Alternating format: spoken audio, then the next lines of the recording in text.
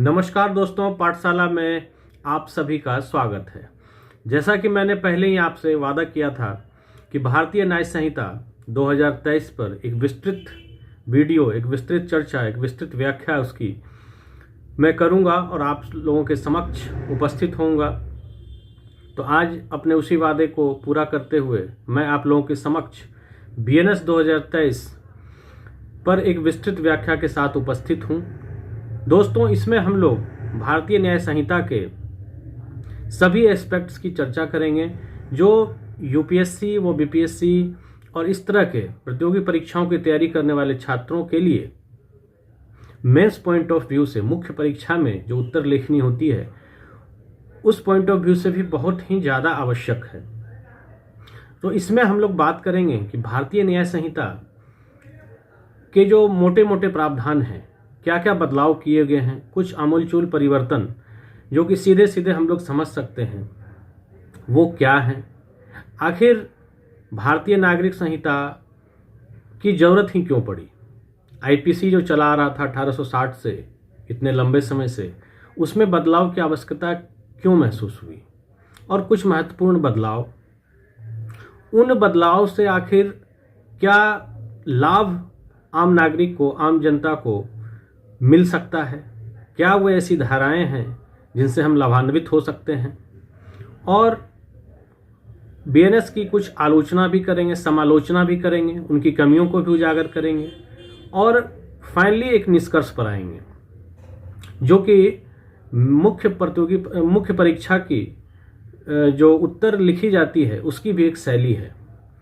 तो इसी कड़ी में हम लोग अब बीएनएस के सभी एस्पेक्ट्स पर एक के बाद एक चर्चा करेंगे।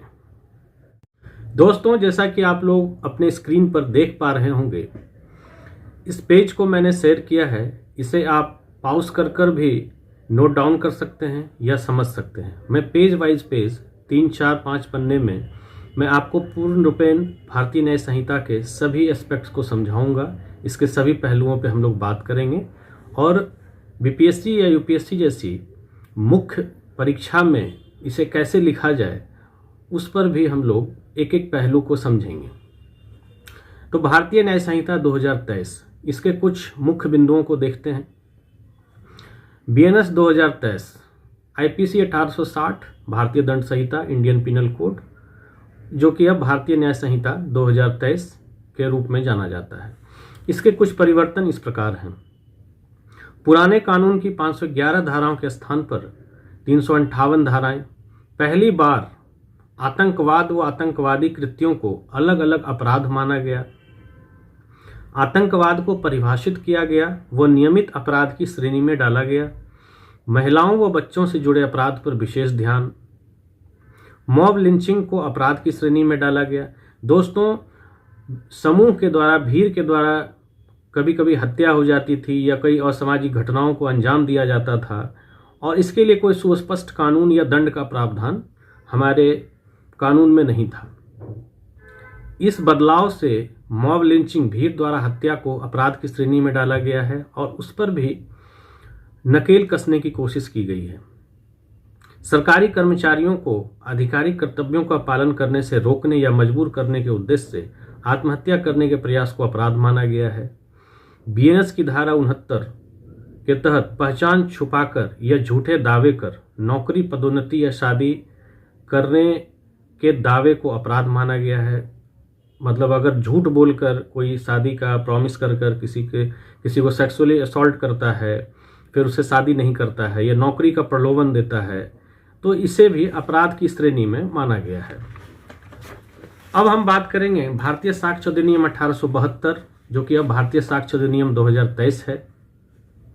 दोस्तों, इसमें साक्ष्य की रिकॉर्डिंग में ऑडियो, वीडियो व रिकॉर्डिंग को भी शामिल किया गया है।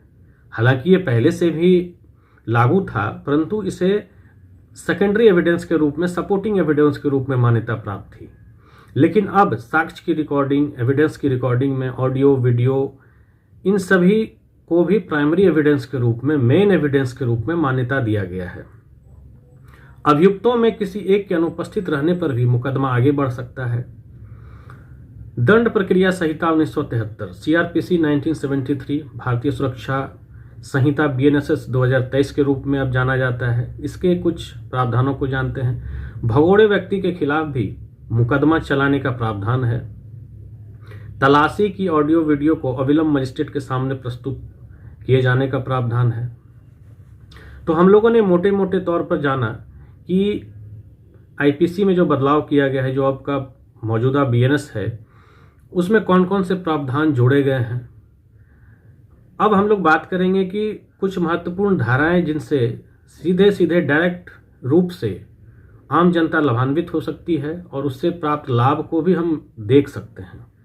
मसलन FIR वगैरह जब हम लिखाने के लिए थाना जाते थे तो काफ़ी मशक्क़त करनी पड़ती थी और FIR लिखे जाने के बाद भी कोई समय सीमा पुलिस वालों पर निश्चित नहीं था कि इतने समय के अंदर आपको इस जो घटना हुई है उसको पूरी तरह से विभेदन करना है उसका। उन पर कोई दबाव नहीं था और चक्कर लगाने पड़ते थे थानों के। तो ये सब समस्याएं थी। अब देखिए क्या हुआ है। जो लाभ वाले कॉलम में आप डाल सकते हैं कि कुछ महत्वपूर्ण धाराएं व उनसे लाभ या उसके सकारात्मक पक्ष, पॉजिटिव पॉइंट्स को अगर आपको लिखना हो तो इसे ऐसे प्रोसीड करेंगे। FIR ऑनलाइन रजिस्टर्ड करने का प्रावधान। FIR आप घर बैठे ऑनलाइन भी रजिस्टर्ड कर सकते हैं। ये बहुत बड़ी व्यवस्था, सुविधा नागरिकों को दी गई है। छोटे मोटे शिकायत ऑनलाइन रजिस्टर्ड होंगे। समीक्षा या विवेचना अधिकारी को प्रत्येक केस को निश्चित समय के अंदर निपटाने की बाध्यता है। डिजिटल एविडेंस भी प्रभावी हैं।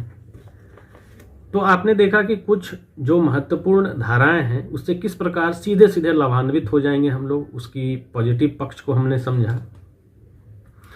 अब हम लोग इस बिंदु पर आते हैं कि IPC में संशोधन की आवश्यकता क्यों पड़ी, क्यों यह आवश्यक हो गया IPS में संशोधन करना। तो भारत में प्राचीन काल से ही न्याय और नैतिकता के लिए दिशा निर्देश स्थापित किए जाते रहे हैं।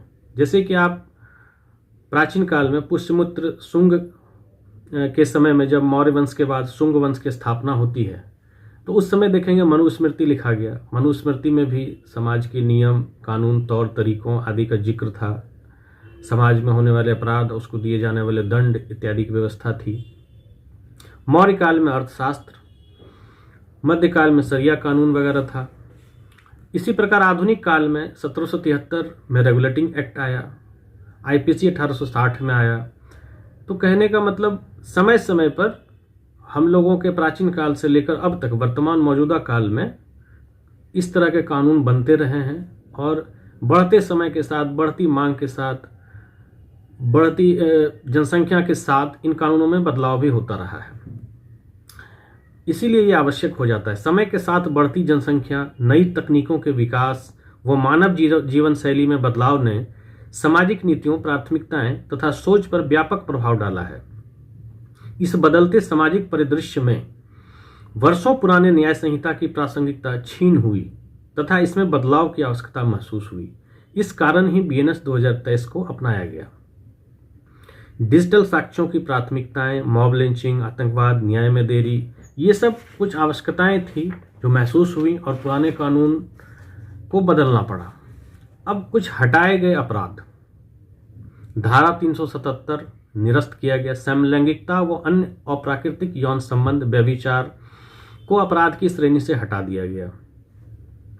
न्याय संहिता से जुड़े हुए कुछ महत्वपूर्ण समितियों को हम देखें तो मलीमत समिति 2003 आपराधिक न्याय प्रणाली में सुधार की सिफारिश के लिए आया था।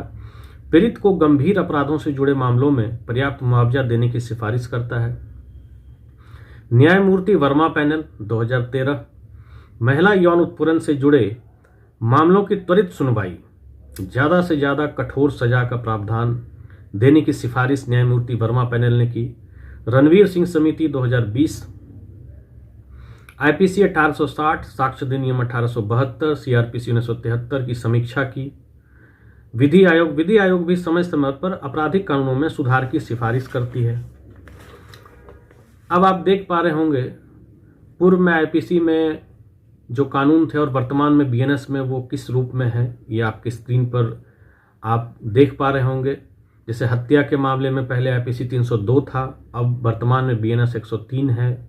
देशद्रोह 124, अब BNS 152। मानहानि का मुकदमा पहले आईपीसी 499 व 500 के तहत दर्ज होता था, अब बीएनएस 356 के तहत। हत्या की कोशिश 307, अब वर्तमान में बीएनएस के तहत 109। इस प्रकार से दहेज हत्या 304 भी, अब बीएनएस के तहत 80। दोस्तों, अब हम इसका समालोचना करते हैं, समालोचनात्मक मूल्यांकन करते हैं। इसके जो कुछ नेगेटिव पॉइंट्स हैं, या यूँ कह लें कि इनमें जो खामियां हैं, उसको उजागर करने की कोशिश करते हैं। नए कानूनों में परिवर्तन के बाद भी पुराने आपराधिक कानूनों का लगभग 75% भाग नए आपराधिक कानूनों में बरकरार रखा गया है। पूर्ण बदलाव नहीं, महज 25% कानून बदले गए हैं। बीएनएसएस धारा 187 पुलिस हिरासत की अधिकतम अवधि 15 दिन से बढ़ाकर 60 से 90 दिन करता है, जो कि काफ़ी अधिक है। आर्टिकल 20 और 22 का हनन माना जाएगा। झूठी व भ्रामक जानकारी भारत की संप्रभुता, एकता व अखंडता को खतरे में डालने वाले कृत्य जैसे अस्पष्ट अपराधों की शुरुआत चिंताजनक। दोस्तों, इसमें झूठी व भ्रामक जानकारी फैलाने या देश की एकता अखंडता को खतरा में डालने वाले जो कृत्य हैं, उसको स्पष्ट रूप से उसकी व्याख्या नहीं कही गई है। किसी भी अपराध में जो जांच करने वाली एजेंसी है या सत्ता पक्ष इसका गलत फायदा उठा सकता है। तो यही ये बात कही गई है यहाँ पर। ये कानून प्रवर्तन एजेंसियों को विवेकाधीन शक्तियों का प्रयोग करने का अधिकार देते हैं, जिनके दुरुपयोग की संभावना बढ़ी है।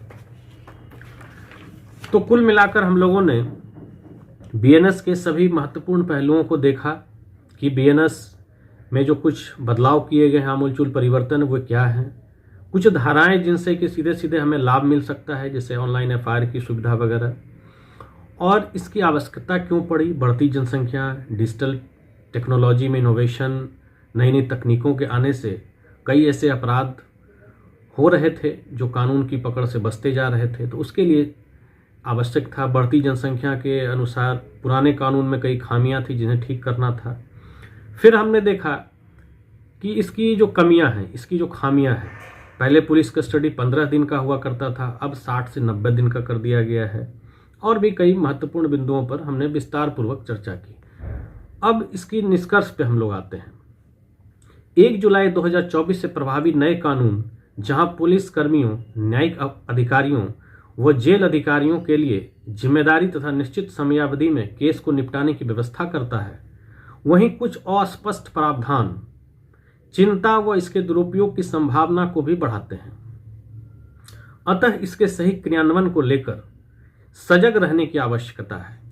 कुल मिलाकर समय के साथ आपराधिक कानूनों में परिवर्तन स्वागत योग्य है, बशर्ते इसके दुरुपयोग की संभावना को शून्य किया जाए। तो दोस्तों, मैंने कोशिश की कि यूपीएससी या स्टेट पीसीएस की तैयारी करने वाले छात्रों के लिए भारतीय न्याय संहिता पर एक समग्र वीडियो लाऊं, एक विस्तृत व्याख्या करूं, जिसमें कि मेंस लिखने के लिए जो आवश्यक कंटेंट चाहिए वो मैं मुहैया करवाऊं, और उसके सभी पहलुओं पर एक के बाद एक बात करूं, विभिन्न स्ट्रक्चर्ड वे में उसे बांटकर, अलग अलग जो हेडलाइन है उसके तहत उसे बांटकर आप लोगों के समक्ष लाऊं। जैसे बीएनएस क्या है, इसकी आवश्यकता क्यों पड़ी, इसके कुछ लाभ, इसकी समालोचना क्यों लाया गया, निष्कर्ष। तो ये संपूर्ण रूप से आपको मेंस में एक लंबे आंसर राइटिंग को लिखने में आपकी समझ को विकसित करेगा। तो दोस्तों, इस तरह के वीडियोस मैं और भी लाता रहूँगा। अभी मैं यूसीसी, समान नागरिक संहिता और जातिगत जनगणना, एक देश एक चुनाव, इन सब पर वीडियोस लाऊंगा, जो छात्रों के लिए तो उपयोगी होगा ही, आम नागरिकों के लिए भी, आम लोगों के लिए भी यह उतना ही आवश्यक और उतना ही उपयोगी साबित होगा। तो दोस्तों, मुझे दीजिए इजाज़त। आपके अपने चैनल पाठशाला को लाइक करें, सब्सक्राइब करें और फॉलो करें, ताकि मेरा हौसला बना रहे, मैं इस तरह के वीडियोस आपके लिए अक्सर लाता रहूं। तो अब मैं इजाज़त चाहूँगा। जय हिंद, जय भारत।